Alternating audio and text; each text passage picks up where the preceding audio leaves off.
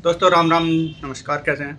अभी दो दिन पहले रामनवमी का त्यौहार था। आपने देखा होगा हमारे देश में, पूरे देश में ये त्यौहार बड़े धूमधाम से मनाया जाता है। और जब से ये बीजेपी सरकार आई हुई, यानी कि माहौल अच्छा बना, तब से और ज़्यादा श्रद्धालु इसमें भाग लेने लगे। तो श्रद्धालु जैसे संख्या बढ़ती रही, ऐसे ही मतलब तामझाम सरकार के जो प्रशासन है उसका भी थोड़ा काम टाइट हो जाता है। तो अभी आपने देखा होगा क्या हुआ बंगाल के अंदर, हावड़ा में ये खबर आई कि वहाँ पे दंगे हो गए। और अभी इधर दूसरी खबर आई बिहार से, बिहार के नालंदा और एक और जगह है, बिहार में 2 जगह है, यही दंगे बढ़ गए। तो बात यह है, जैसा कोई भी हिंदू त्योहार निकलता है या शोभा यात्रा निकलती है तो उस पर पथराव ही क्यों होता है। और जब आपने बंगाल में पीछे देखा होगा कई साल पहले मालदा जो घटना हुई थी, मालदा में किस तरह से वहाँ से दंगा हुआ था और किस तरह हिंदू प्रताड़ित हुए थे। मान ले जब झगड़ा होता है तो एक ही पक्ष यानी कि दुखी नहीं रहता और दूसरा भी पक्ष का थोड़ा बहुत नुकसान हुआ है। लेकिन जो पत्थरबाज हैं उनके हौसले कितने बुलंद है। जिस तरह में पालकी निकलती रहे या कोई नवमी रामनवमी निकलती रहती है, शोभा यात्रा निकलती रहती है, तो उस पर ही पथराव क्यों होता है, ये सोच के देखा आपने कभी?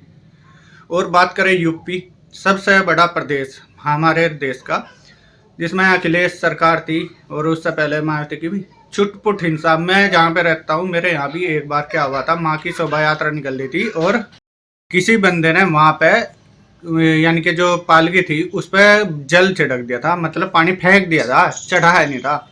तो वो एक पक्ष दूसरे ने किया था, तो तब यहाँ पे काफ़ी हंगामा हुआ था। ऐसी ऐसी मैं जो मेरा पश्चिमी उत्तर प्रदेश का जो एरिया है, ये पूरा एरिया पूरा संवेदनशील होता है था। और इस तरह की घटनाएं तो आम थी यहाँ पे। मान लें अगर आपके एक साइकिल भी किसी बंदे का टकरा गई तो वहीं भीड़ इकट्ठी होगी और वहीं पे घेर लिया उसको। तो वो कब पता नहीं सांप्रदायिक झगड़े का रूप ले लेती थी। तब से और अब तक जब से योगी सरकार आई है तब से लेकर यहाँ पे एक छिटपुट हिंसा तक नहीं हुई। कारण क्या है? कारण मेरे हिसाब से यह है कानून व्यवस्था। हमारे राज्य उत्तर प्रदेश में कानून व्यवस्था इतनी बढ़िया है, अभी मतलब कोई गड़बड़ करने की सोच नहीं सकता। अपराधियों ने खुद वहाँ पे जाकर थाने के अंदर सरेंडर तक किए हैं। आज तक ये घटना मतलब इस तरह की जो बदमाशों द्वारा कार्यवाही है, मतलब खुद जा जाकर स्लेट लेकर हाथ में पकड़ के वो थाना अध्यक्ष को बोलते हैं मैं ये इस जुर्म में भागा हुआ हूँ या मैं ये पाप किया हुआ हूँ, मुझे अंदर डाल दो, मेरे को गोली मत मारना और ना ही मेरे को वांटेड करना या हॉट लिस्ट में मत रखना। तो रही बात बंगाल की, बंगाल में ममता दीदी का मैंने अभी भाषण सुना। वो एक उसमें अनशन पर बैठी थी और अनशन में ये बोल रही, हिंदुओं को चेतावनी दे रही, अगर रामनवमी के दिन आपने किसी मुस्लिम इलाके में जाने की कोशिश की तो मुझसे बुरा कोई नहीं होगा। वहाँ पे यानी कि एक तरह से उसने पहले ही जिम्मेदार बना दिया हिंदू पक्ष को, तुम तो दंगा करोगे ही करोगे। तो दोस्तों बात ये सोचने की है, क्या कभी ये लोग बोलते हैं कि हिंदू आतंकवादी है, कभी कुछ बोलते हैं, क्या हिंदू दंगे के लिए जिम्मेदार है बहुसंख्यक होने के नाते? ये मैं आप पे छोड़ता हूँ, इसमें क्या आपका पक्ष निकलता है ये मैं किसी पर इल्जाम नहीं लगा रहा, या आप कोई भी राय हो कमेंट बॉक्स में जरूर दें।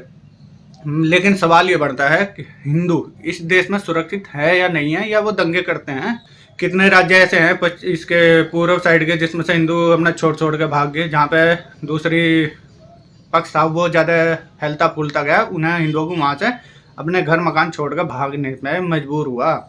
यही हाल देख लो आप अफगानिस्तान का, पाकिस्तान का, बांग्लादेश का। वहाँ क्या है हिंदुओं के साथ होता है, वहाँ पे अल्पसंख्यक में थे।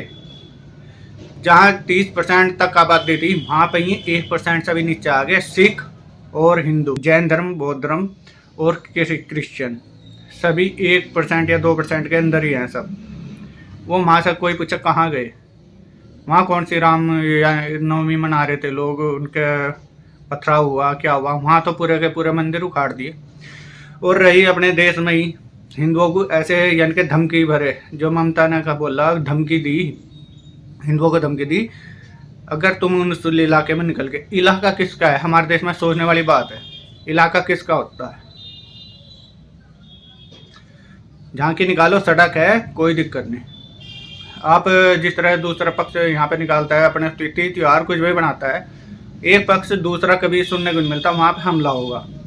कभी समाचारों में नहीं आता, कभी अखबारों में नहीं आता, लेकिन जब भी या तो माता की झांकी निकलेगी, या रामनवमी निकलेगी, या किसी हमारी जयंती निकलेगी किसी महापुरुष की, तब ये अक्सर क्यों होता है कि उस पर पथराव होता है, वहाँ आगजनी होते हैं, वहाँ हिंसा हो जाती है, वहाँ थाने जला दिए जाते हैं, वहाँ गाड़ी जला दी जाती है, वहाँ पे पूरा का पूरा मकान जला दिया जाता है। और पिछले दिनों आपने देखा होगा एक आरएसएस का बंदा था, उसका पूरे परिवार को वहाँ पर मार डाला गया था।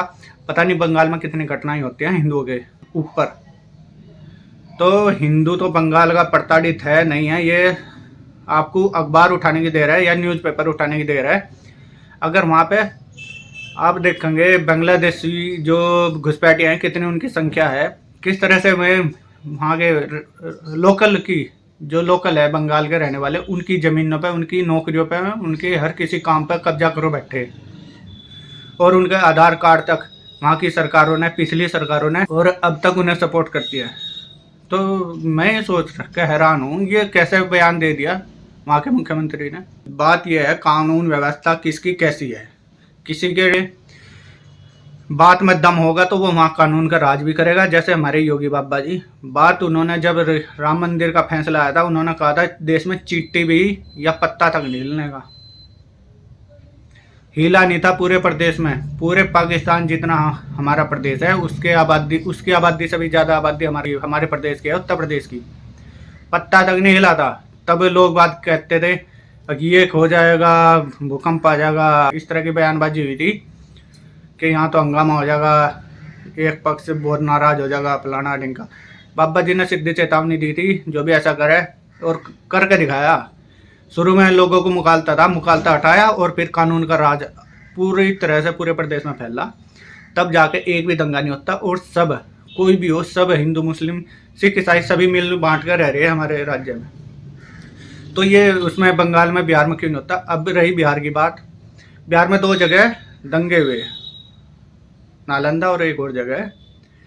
तो वहाँ पे भी यही रामनवमी के दिन पथराव हुआ। एक पक्ष ने पथराव करा, कभी मैंने न्यूज़ पे उसमें देखा, ऊपर छत पे चढ़े के खड़े होकर, तो वहाँ से पथराव कर रहे लोग। क्या क्यों कर रहे, वो ये बता रहे 100 मीटर का एरिया है, 100 मीटर का एरिया कवर करना। बाकी अगर वहाँ पे किसी दूसरे पक्ष के दुकानें हैं, मोहल्ला है, तो वहाँ तक पुलिस सुरक्षा नहीं दे सकती क्या उसको, शोभा यात्रा निकालने वालों को। क्या हमारा देश इतना वो है, मतलब यहाँ तो सेकुलर का पाठ पढ़ाती है सब सरकारें। और मैं ये नहीं कह रहा वहाँ पे बीजेपी की सरकार नहीं है, वहाँ पे तेजस्वी और नीतीश बाबू की सरकार है। कानून है मेन, सरकार किसी की हो, कानून कमज़ोर ना करें। कोई अगर आपकी वजह से एक बंदा भी परेशान है, चाहे वो किसी भी जात का हो, किसी भी धर्म का हो, अगर वो किसी के डर के साए से रह रहा, वो बहुत गलत है। वो अगर वो अपना काम नहीं कर सकता तो वो इस देश में करेगा क्या। तो दोस्तों ये सोचने का विषय है। जिस तरह यूपी की कानून व्यवस्था है, इस तरह क्यों नहीं बनती। आप अपना डंडा टाइट करो, बाकी लोग जब कानून का डर होगा तो वाकई वो कुछ गलत काम नहीं करेंगे, और आपको पूरा सपोर्ट भी देंगे, वोट भी देंगे। कानून अगर है, एक पक्ष अगर नाराज हो गया तो दूसरा फिर हवा फैल जाए उसकी पूरे समाज में, पूरे धर्म में।